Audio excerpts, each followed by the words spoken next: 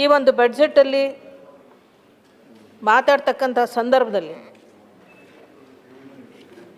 ಎಲ್ಲರೂ ಸಹ ಭಾಳ ಸಂತೋಷದಿಂದ ಇದನ್ನು ವೆಲ್ಕಮ್ ಮಾಡಿದ್ದಾರೆ. ಕೆಲವೊಬ್ಬರಂತೂ ಅದವರ ಪಾಪ ಕರ್ತವ್ಯ ಅನ್ನೋ ರೀತಿಯಲ್ಲಿ ಇದು ಜನವಿರೋಧಿ ಬಡ್ಜೆಟ್ಟು, ಅಭಿವೃದ್ಧಿ ಪರವಾಗಿ ಈ ಬಜೆಟ್ ಇಲ್ಲ, ಇದು ಸಾಲದ ಸುಳಿಗೆ ಸಿಲುಕಿರತಕ್ಕಂಥ ಬಜೆಟು, ಇದು ಸ್ವಾವಲಂಬಿ ಬಜೆಟ್ ಅಲ್ಲ ಅಂತಕ್ಕಂಥ ಟೀಕೆಗಳನ್ನು ಮಾಡಿದ್ದು ಕೇಳಿದ್ದೇವೆ. ಆದರೆ ಮಾತಾಡ್ತಕ್ಕಂಥದ್ದು, ಟೀಕೆ ಮಾಡ್ತಕ್ಕಂಥದ್ದು ಅವರ ಹಕ್ಕು ಮಾಡಲಿ. ನಮ್ಮ ಪ್ರಕಾರವಾಗಿ ಇದೊಂದು ಸರ್ವಾಂಗೀಣ ಬಡ್ಜೆಟ್. ಇದು ಶ್ರಮಿಕರ ಪರವಾಗಿರ್ತಕ್ಕಂಥ, ಕೃಷಿಕರ ಪರವಾಗಿರ್ತಕ್ಕಂತಹ, ಮಹಿಳೆಯರ ಪರವಾಗಿರ್ತಕ್ಕಂತಹ, ಮಕ್ಕಳ ಪರವಾಗಿರ್ತಕ್ಕಂತಹ ಬಡ್ಜೆಟ್ ಅಂತ ನಾನಾದರೂ ಹೇಳಲಿಕ್ಕೆ ಇಷ್ಟಪಡ್ತೀನಿ. ಸರ್ಕಾರದ ಮುಂದೆ ಯಾವುದೇ ಸರ್ಕಾರ ಇದ್ದರೂ ಕೂಡ ಒಂದು ಸರ್ಕಾರವನ್ನು ನಡೆಸಬೇಕಾದ್ರೆ ತನ್ನದೇ ಆದಂಥ ಸವಾಲುಗಳಿದ್ದೇ ಇರ್ತದೆ. ಆ ರೀತಿಯಲ್ಲಿ ಆ ಸವಾಲುಗಳನ್ನೆಲ್ಲ ಎದುರಿಸಿ ನಾವು ಕೊಟ್ಟಂತಹ ಮಾತುಗಳೇನಿದೆ, ಈ ಗ್ಯಾರಂಟಿಗಳ ಮೂಲಕವಾಗಿ ಜನರ ಬದುಕಿನ ಶಕ್ತಿಯನ್ನು ಹೆಚ್ಚಿಸಲಿಕ್ಕೆ ನಿರಂತರವಾಗಿ ಪ್ರಯತ್ನ ಮಾಡಿರ್ತಕ್ಕಂಥದ್ದನ್ನು ರಾಜ್ಯದ ಜನತೆ ಇವತ್ತು ಅದನ್ನು ಒಪ್ಕೊಂಡಿದೆ. ಬಹಳ ಪ್ರಮುಖವಾಗಿ ಈ ರಾಜಸ್ವದ ಕೊರತೆಯ ಬಡ್ಜೆಟನ್ನು ಮಾನ್ಯ ಮುಖ್ಯಮಂತ್ರಿಗಳು ಮಂಡನೆ ಮಾಡಿದ್ದಾರೆ.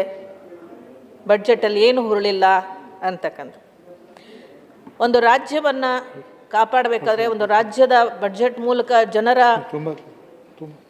ಒಂದು ಬದುಕನ್ನು ಮತ್ತು ಅಭಿವೃದ್ಧಿಯನ್ನು ಕಾಣಲಿಕ್ಕೆ ಸಾಲ ಮಾಡದೆಯೇ ಇರತಕ್ಕಂತಹ ಸರ್ಕಾರಗಳು ನಮ್ಮಗಳಿಗೆ ಬಹಳ ಕಡಿಮೆ ನೋಡ್ಲಿಕ್ಕೆ ಸಿಗೋದು. ಅಂತ ಕೇಂದ್ರ ಸರ್ಕಾರವೂ ಕೂಡ ಸಾಲವನ್ನು ಮಾಡಿರ್ತಕ್ಕಂಥದ್ದನ್ನು ನಾವು ಕಾಣ್ತೇವೆ. ಹಾಗಾಗಿ ಇಲ್ಲಿ ಸಾಲ ಅಂತಕ್ಕಂಥದ್ದು, ತೀರಿಸುವಂಥದ್ದು ಒಂದು ಪರಸ್ಪರ ಸಾಲದೊಳಗಡೆ ಬರ್ತಕ್ಕಂಥ ವಿಚಾರಗಳಾಗ್ತದೆ. ಇದಕ್ಕೆ ಸಂಬಂಧಪಟ್ಟ ಹಾಗೆ ಕೇಂದ್ರವೂ ಸಹ ರಾಜ್ಯದ ಜೊತೆ ರಾಜ್ಯಕ್ಕೆ ಎಷ್ಟು ಶಕ್ತಿಯನ್ನು ತುಂಬಬೇಕು, ಆ ಶಕ್ತಿಯನ್ನು ತುಂಬದೇ ಹೋದಂಥ ಸಂದರ್ಭಗಳನ್ನು ಕೂಡ ನಮ್ಮ ರಾಜ್ಯ ಸರ್ಕಾರ ಅದನ್ನು ಎದುರಿಸಿರ್ತಕ್ಕಂಥದ್ದು ತಮಗೂ ಗೊತ್ತಿರ್ತಕ್ಕಂಥ ಸಂಗತಿ. ಹಾಗೆ ಕೇಂದ್ರ ಮತ್ತು ರಾಜ್ಯದ ಅನೇಕ ವಿಚಾರಗಳಲ್ಲಿ ಬರಬೇಕಾದಂತಹ GST ಅಮೌಂಟ್ ಇರ್ಬೋದು, ಅಥವಾ ಕೃಷಿಗೆ ಸಂಬಂಧಪಟ್ಟಂತಹ ವಿಚಾರಗಳಲ್ಲಿ ಮತ್ತು ಬೇರೆ ಬೇರೆ ವಿಚಾರಗಳಲ್ಲಿ ನಮಗೆ ಬರ್ತಕ್ಕಂತಹ ಹಣವನ್ನು ಸಕಾಲದಲ್ಲಿ ಕೊಡದೇ ಇರತಕ್ಕಂಥದ್ದು ಇರ್ಬೋದು. ಈಗ ಉದಾಹರಣೆಗೆ ಈ ಜಲ್ ಜೀವನ್ ಮಿಷನ್ ಅಂತಕ್ಕಂಥದ್ದನ್ನು ನಾವು ನೋಡಿದ್ದೇವೆ. ಆ ಜಲ್ ಜೀವನ್ ಮಿಷನಲ್ಲೂ ಕೂಡ ಕೇಂದ್ರ ಸರ್ಕಾರ ಮತ್ತು ರಾಜ್ಯ ಸರ್ಕಾರ ಇವೆರಡು ಕೂಡಿ ಮಾಡ್ತಕ್ಕಂಥ ಒಂದು ಯೋಜನೆ. 69,488 ಕೋಟಿಯ ಬಡ್ಜೆಟ್ ಅದರ ಮೇಲೆ ಅದರ ಮೇಲೆ ವೆಚ್ಚ ಮಾಡಿ ಖರ್ಚು ಮಾಡಬೇಕಾಗಿತ್ತಂಥದ್ದು. ಕೇಂದ್ರದ ಪಾಲು ಸುಮಾರು 30,880 ಕೋಟಿ. ಆದರೆ ಈವರೆಗೂ ಕೂಡ ಆ 50% ನಮ್ಮ ರಾಜ್ಯ ಸರ್ಕಾರ ಸುಮಾರು 11,786 ಕೋಟಿಯನ್ನು ಖರ್ಚು ಮಾಡಿರ್ತಕ್ಕಂಥದ್ದು. ಅಂದರೆ ಈಗಾಗಲೇ 38,600 ರಾಜ್ಯ ಸರ್ಕಾರ ವೆಚ್ಚ ಮಾಡಿರೋದ್ರ ಹಿನ್ನೆಲೆಯಲ್ಲಿ ಇನ್ನೂ ರಾಜ್ಯ ಸರ್ಕಾರಕ್ಕೆ ಬರಬೇಕಾಗಿರ್ತಕ್ಕಂಥದ್ದು 15,500 ಕೋಟಿ ಸುಮಾರು ನಾನು ಹೇಳ್ತಿರ್ತಕ್ಕಂಥದ್ದು. ಈ ರೀತಿಯ ಕೇಂದ್ರ ಸರ್ಕಾರದಿಂದ ಬರ್ತಕ್ಕಂಥ ಹಣ ಇವೆಲ್ಲವನ್ನು ನಾವು ಕ್ರೋಢೀಕರಿಸಿಕೊಂಡ್ರೆ ಇನ್ನಷ್ಟು ಸಮರ್ಥವಾಗಿ ಕಾರ್ಯಕ್ರಮಗಳನ್ನು ನೀಡಲಿಕ್ಕೆ ಅನುಕೂಲ ಆಗ್ತಿತ್ತು ಅಂತಕ್ಕಂಥ ಬೇಸರವೂ ಕೂಡ ಇದೆ. ಈ ಥರ ಧೋರಣೆಗಳನ್ನು ಇಟ್ಕೊಂಡ್ರೂ ಕೂಡ ರಾಜ್ಯ ಸರ್ಕಾರ ಇವತ್ತಿನ ದಿವಸ ನಮ್ಮ ಶಿಕ್ಷಣದ ಕ್ಷೇತ್ರಕ್ಕೆ ಸಂಬಂಧಪಟ್ಟ ಹಾಗೆ ಬಹಳ ಒಳ್ಳೆಯ ಕೆಲಸವನ್ನು ಮಾಡೋದ್ರ ಬಗ್ಗೆ ನಂಗೆ ತುಂಬ ಹೆಮ್ಮೆ ಅನಿಸುತ್ತೆ. ಭಾಳಷ್ಟು ಘೋಷಣೆಗಳನ್ನು ಮಾಡಿದ್ದಾರೆ ನೋಡಿ. ಈಗ ಶಿಕ್ಷಣ ಇಲಾಖೆಗೆ ಸುಮಾರು 47,224 ಕೋಟಿಗಳನ್ನು ಕೊಟ್ಟಿರ್ತಕ್ಕಂಥ, ಅಂದರೆ 10% ಬಡ್ಜೆಟಲ್ಲಿ ಅನುದಾನವನ್ನು ಹೆಚ್ಚು ಮಾಡಿದ್ದಾರೆ ಅಂತಕ್ಕಂಥದ್ದು. ಇನ್ನೂ ಹೆಚ್ಚು ಆರೋಗ್ಯ ಮತ್ತು ಶಿಕ್ಷಣಕ್ಕೆ ಕೊಟ್ಟರೆ ಇನ್ನು ಬಹಳ ಒಳ್ಳೆಯ ರೀತಿಯಲ್ಲಿ ನಾವು ಮಾನವರ ಈ ನಮ್ಮ ಪ್ರಜೆಗಳ ಸಂಕಷ್ಟಕ್ಕೆ ನಾವು ನೆರವಾಗಬಹುದು ಅಂತಕ್ಕಂಥದ್ದು ಕೂಡ. ಇಂಧನದ ಇಲಾಖೆ ಇರ್ಬೋದು, ನೀರಾವರಿ ಇಲಾಖೆ ಇರ್ಬೋದು, ಮಹಿಳಾ ಮತ್ತು ಮಕ್ಕಳ ಕಲ್ಯಾಣ ಇಲಾಖೆ ಇರ್ಬೋದು, ಬಹಳ ಒಳ್ಳೆಯ ಬಡ್ಜೆಟನ್ನು ಕೊಟ್ಟು ಸಮಾಜ ಕಲ್ಯಾಣ ಇಲಾಖೆ ಇರ್ಬೋದು, ಎಲ್ಲ ಕಡೆಯೂ ಕೂಡ ಒಳ್ಳೆಯ ಬಡ್ಜೆಟ್ಗಳನ್ನು ಆ ಇಲಾಖಾವಾರು ಕೊಟ್ಟಿರ್ತಕ್ಕಂಥದ್ದನ್ನು ನಾವು ನೋಡ್ತೇವೆ. ಈ ಸರ್ಕಾರಿ ಪ್ರಥಮ ದರ್ಜೆ ಕಾಲೇಜುಗಳನ್ನು ಕೊಟ್ಟಿರ್ತಕ್ಕಂಥದ್ದು, ವಸತಿಯುಕ್ತ ಪ್ರಥಮ ದರ್ಜೆ ಕಾಲೇಜುಗಳನ್ನು ಕೊಟ್ಟಿರ್ತಕ್ಕಂಥದ್ದು, ಮತ್ತು ಈ ಇಂಜಿನಿಯರಿಂಗು, ಆಟೋಮೇಷನ್ ಇಂಜಿನಿಯರಿಂಗ್ ಮುಂತಾದವಕ್ಕೆಲ್ಲ ಹೊಸ ಕೋರ್ಸ್ಗಳನ್ನು ಆರಂಭ ಮಾಡಿರ್ತಕ್ಕಂಥದ್ದು. ಈ ರೀತಿ ಒಟ್ಟಾರೆಯಾಗಿ ಎಜುಕೇಷನ್ಗೆ ಸಂಬಂಧಪಟ್ಟ ಹಾಗೆ ಒತ್ತು ಕೊಟ್ಟಿರ್ತಕ್ಕಂಥದ್ದು ನಮಗೆ ಭಾಳ ಸಂತೋಷದ ಸಂಗತಿ ಅಂತ ಅನಿಸುತ್ತೆ ಮಾನ್ಯ ಸಭಾಪತಿಗಳೇ. ವಸತಿ ಶಾಲೆಗಳ ವಿಷಯ ಬಂದಾಗ ಹಿಂದುಳಿದ ವರ್ಗಕ್ಕೆ ಸಂಬಂಧಪಟ್ಟ ಹಾಗೆ ನಾನು ಒಂದು ಹೇಳಲಿಕ್ಕೆ ಇಚ್ಛೆ ಪಡ್ತೇನೆ. ಸುಮಾರು 50-55 ವಸತಿ ಶಾಲೆಗಳನ್ನು ಮೆಟ್ರಿಕ್ ಪೂರ್ವ ಮತ್ತು ಮೆಟ್ರಿಕ್ ನಂತರದಲ್ಲಿ ಇರ್ತಕ್ಕಂಥ ವಸತಿ ಶಾಲೆಗಳಿಗೆ ನಾವು ಕಟ್ಟಡಗಳನ್ನು ಕೊಡ್ತೇವೆ ಅಂತಕ್ಕಂಥದ್ದನ್ನು ಹೇಳಿದ್ದಾರೆ. ಆದರೆ ಮಾನ್ಯ ಸಭಾಪತಿಗಳೇ, ಇಲ್ಲಿ ಇನ್ನೂ ಸುಮಾರು ಒಂದು ಅಗತ್ಯ ಇರ್ತಕ್ಕಂಥದ್ದನ್ನೇ ಸುಮಾರು 712 ವಸತಿ ಶಾಲೆಗಳ ಅಗತ್ಯತೆ ಇದೆ ಅಂತಕ್ಕಂಥದ್ದು ನನಗಿರೋ ಮಾಹಿತಿ. ಮತ್ತು ಅದಕ್ಕೆ ಸಂಬಂಧಪಟ್ಟಂಗೆ ಸುಮಾರು 415 ನಿವೇಶನಗಳು ಈಗಾಗಲೇ ಲಭ್ಯತೆ ಇದೆ. ಬಹಳ ದೊಡ್ಡದೇನಲ್ಲ. ಮುಂದಿನ ದಿನದಲ್ಲಾದರೂ ಕೂಡ ಮಾನ್ಯ ಮುಖ್ಯಮಂತ್ರಿಗಳು ಇದ್ರ ಕಡೆ ಹೆಚ್ಚು ಲಕ್ಷ್ಯ ಕೊಟ್ಟು ಅವರ ಕಾಲದಲ್ಲಿ ಹೆಚ್ಚು ಹಾಸ್ಟೆಲ್ಗಳಿಗೆ ನಿರ್ಮಾಣ ಆಗಬೇಕಾಗಿರ್ತಕ್ಕಂಥದ್ದು ಹಿಂದುಳಿದ ವರ್ಗದ, ನಾನು ಕೇಳ್ತಿರ್ತೆ ಸ್ಪೆಸಿಫಿಕ್ಕಾಗಿ ಹಿಂದುಳಿದ ವರ್ಗದ ಮೆಟ್ರಿಕ್ ಪೂರ್ವ ಮತ್ತು ಮೆಟ್ರಿಕ್ ನಂತರದ ವಸತಿ ಶಾಲೆಗಳನ್ನು ಪೂರ್ಣಗೊಳಿಸೋದಕ್ಕೆ ಮುಂದಾಗಬೇಕು ಅಂತಕ್ಕಂಥ ಮಾತನ್ನು ನಾನು ಕೇಳ್ಕೊಳ್ಳಿಕ್ಕೆ ಬಯಸ್ತೇನೆ. ಇನ್ನು ಅಭಿವೃದ್ಧಿ ಪರವಾದಂತಹ ಕೆಲಸಗಳು ಆಗಿಲ್ಲ ಅಂತ ಆಗಾಗ ಮಾತುಗಳನ್ನು ಕೇಳ್ತೇವೆ. ಈ ಅಭಿವೃದ್ಧಿ ಪರವಾದಂತಹ ವಿಚಾರಗಳು ಬಂದಾಗ ಬಹುತೇಕವಾಗಿ ರಾಜಧಾನಿಯಲ್ಲಿ ಈಗಾಗಲೇ ನಮ್ಮ ಶ್ರೀನಿವಾಸ್ ಅವರು ಹೇಳಿದಾಗೆ ಬಹಳಷ್ಟು ಅಭಿವೃದ್ಧಿಗಳನ್ನು ಮಾಡಲಿಕ್ಕೆ ಹಣವನ್ನು ಕೊಟ್ಟಿರ್ತಕ್ಕಂಥದ್ದನ್ನು ನಾವು ಕಾಣ್ಬೋದು. ಈಗ ಈ ಕೃಷಿ ಮತ್ತು ಬೇರೆ ಬೇರೆ ರೈತರ ಅಭಿವೃದ್ಧಿಗೆ ಸಂಬಂಧಪಟ್ಟ ಹಾಗೆ, ಕೃಷಿ ಮಹಿಳೆಯರಿಗೆ ಸಂಬಂಧಪಟ್ಟ ಹಾಗೆ ಮತ್ತು ಕೃಷಿಗೆ ಸಂಬಂಧಪಟ್ಟ ಹಾಗೆ ಒಟ್ಟು ಒಳ್ಳೆಯ ಕೆಲಸಗಳನ್ನು ಮಾಡಿರ್ತಕ್ಕ ನೋಡಿ. ಸುಮಾರು ಕೃಷ್ಣಾ ಮೇಲ್ದಂಡೆ ಬಹಳ ವರ್ಷಗಳಿಂದ ನೆನೆಗುದಿಗೆ ಬಿದ್ದಂತಹ ವಿಷಯ, ಆ 3ನೇ ಹಂತದ ಅನುಷ್ಠಾನವನ್ನು ಮಾಡಲಿಕ್ಕೆ ಸಂಬಂಧಪಟ್ಟಂಥದ್ದು, ಡ್ಯಾಮ್ ಎತ್ತರವನ್ನು ಮಾಡಲಿಕ್ಕೆ ಸಂಬಂಧಪಟ್ಟಂಥದ್ದು.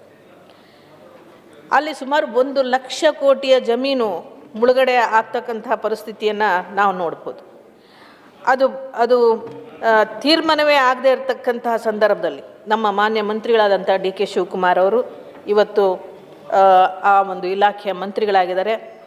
ಇವತ್ತು ಅವರ ನೇತೃತ್ವದಲ್ಲಿ, ಮುಖ್ಯಮಂತ್ರಿಗಳ ನೇತೃತ್ವದಲ್ಲಿ ಆ ಸಮಸ್ಯೆಯನ್ನು ಬಗೆಹರಿಸಿ ಜಮೀನಿಗೆ ಸುಮಾರು 1 ಎಕರೆಗೆ 30 ಲಕ್ಷ, ಕೆಲವೊಂದಕ್ಕೆ 40 ಲಕ್ಷ ಕೊಡ್ತಕ್ಕಂಥ ಒಂದು ತೀರ್ಮಾನವನ್ನು ಮಾಡಿ ಅದನ್ನು ಜಾರಿಗೊಳಿಸೋದಕ್ಕೆ ಬಾಗಲಕೋಟೆಯಲ್ಲಿ ಕಾರ್ಯಕ್ರಮವನ್ನು ಮಾಡಿ ಬಂದಂಥದ್ದು ಇವತ್ತು ತಾವು ಗಮನಿಸ್ಬೋದು.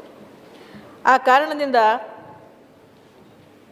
ಜನರಿಗೆ, ಕೃಷಿಕರಿಗೆ ಒಂದು ಕೈಯನ್ನು ಬಲಪಡಿಸ್ತಕ್ಕಂಥದ್ದು, ಮಹಿಳೆಯರಿಗೆ ಮತ್ತು ಮಕ್ಕಳಿಗೆ ವಿಶೇಷವಾಗಿ 16 ವರ್ಷದ ಮಕ್ಕಳಿಗೆ ಮೊಬೈಲ್ ಉಪಯೋಗವನ್ನು ಮಾಡಬಾರ್ದು. ಆ ಉಪಯೋಗ ಮಾಡೋದ್ರಿಂದ ಮಕ್ಕಳ ಎಜುಕೇಷನ್ ಮೇಲೆ ಪರಿಣಾಮ ಬೀರ್ತಾ ಇದೆ. ಅವರು ಗಂಭೀರವಾಗಿ ಆ ಎಜುಕೇಷನ್ ಸಿಸ್ಟಮಲ್ಲಿ ಭಾಗಿಯಾಗಲಿಕ್ಕೆ ಆಗ್ತಾ ಇಲ್ಲ ಅನ್ನೋ ಕಾರಣಕ್ಕೋಸ್ಕರ ಅದಕ್ಕೆ ಬೇಕಾದಂಥ ನೀತಿ ನಿಯಮಗಳನ್ನು ತರ್ತಕ್ಕಂಥದ್ದನ್ನು ಕೂಡ ನಾನು ಈ ಸಂದರ್ಭದಲ್ಲಿ ಸ್ವಾಗತ ಮಾಡ್ತೀನಿ ಮಾನ್ಯ ಸಭಾಪತಿಗಳೇ. ನಿರುದ್ಯೋಗ ಸಮಸ್ಯೆ, ಈ ನಿರುದ್ಯೋಗ ಸಮಸ್ಯೆಯನ್ನು ಬಗೆಹರಿಸೋದಕ್ಕೆ ಬಹಳಷ್ಟು ಕೌಶಲ್ಯಾಭಿವೃದ್ಧಿ ಇರ್ಬೋದು ಅಥವಾ ಹೊಸ ಬಂಡವಾಳವನ್ನು ಹಾಕಿ ಕೈಗಾರಿಕೆಗಳು ಬರ್ತಕ್ಕಂಥ ವಿಚಾರದಲ್ಲಿ ನಮ್ಮ ಮಂತ್ರಿಗಳು ಆಗಾಗ ಹೇಳ್ತಿರ್ತಾರೆ. ಆ ಒಂದು ನಿಟ್ಟಿನಲ್ಲೂ ಕೂಡ ಹೊಸ ಉದ್ಯೋಗಗಳನ್ನು ಸೃಷ್ಟಿ ಮಾಡಿಕೊಳ್ಳಿಕ್ಕೆ, ಸೃಷ್ಟಿ ಮಾಡಿಕೊಳ್ಳಿಕ್ಕೆ ಬಂಡವಾಳಗಾರನ್ನ ಹೆಚ್ಚು ಆಕರ್ಷಣೆ ಮಾಡಿ ಹೆಚ್ಚು ಬಂಡವಾಳ ಹೂಡಿಕೆದಾರನು ಕೂಡ ನಮ್ಮ ರಾಜ್ಯಕ್ಕೆ ಕರ್ತರ್ತಕ್ಕಂಥ ಕೆಲಸ ಮಾಡಿರೋದು ಕೂಡ ನಿರುದ್ಯೋಗ ಸಮಸ್ಯೆಯನ್ನು ಬಗೆಹರಿಸಲಿಕ್ಕೆ ಪ್ರಯತ್ನವನ್ನು ಮಾಡ್ತಿರ್ತಕ್ಕಂಥ ಮಾನ್ಯ ಸಭಾಪತಿಗಳು. ಸುಮಾರು 56,432 ಹುದ್ದೆಗಳನ್ನು ಭರ್ತಿ ಮಾಡ್ತೇವೆ ಅಂತಕ್ಕಂಥ ಮಾತನ್ನು ಹೇಳಿರೋದು ಕೂಡ ಈ ಯುವಕರಲ್ಲಿ ಒಂದು ಆಶಾದಾಯಕ ಮನೋಭಾವನೆಯನ್ನು ಹುಟ್ಟುಹಾಕಿರ್ತಕ್ಕಂಥದ್ದು. ಹೀಗಾಗಿ ಹೇಳಲಿಕ್ಕೆ ಬಹಳಷ್ಟು ಒಳ್ಳೆಯ ಕೆಲಸಗಳನ್ನು ಈ ಒಂದು ಬಡ್ಜೆಟಲ್ಲಿ ಮಾಡಿರ್ತಕ್ಕಂಥದ್ದು. ಕಲ್ಯಾಣ ಕರ್ನಾಟಕ ಇರ್ಬೋದು, ಉತ್ತರ ಕರ್ನಾಟಕದ ಭಾಗ ಇರ್ಬೋದು,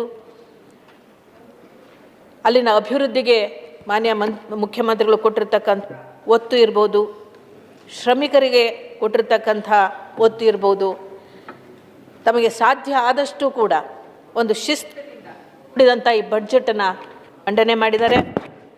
ಏನು ಆಯವ್ಯಯದ ಕಾನೂನಿದೆ, ಆ ಕಾನೂನಿನ ಚೌಕಟ್ಟೊಳಗೆ, ಆ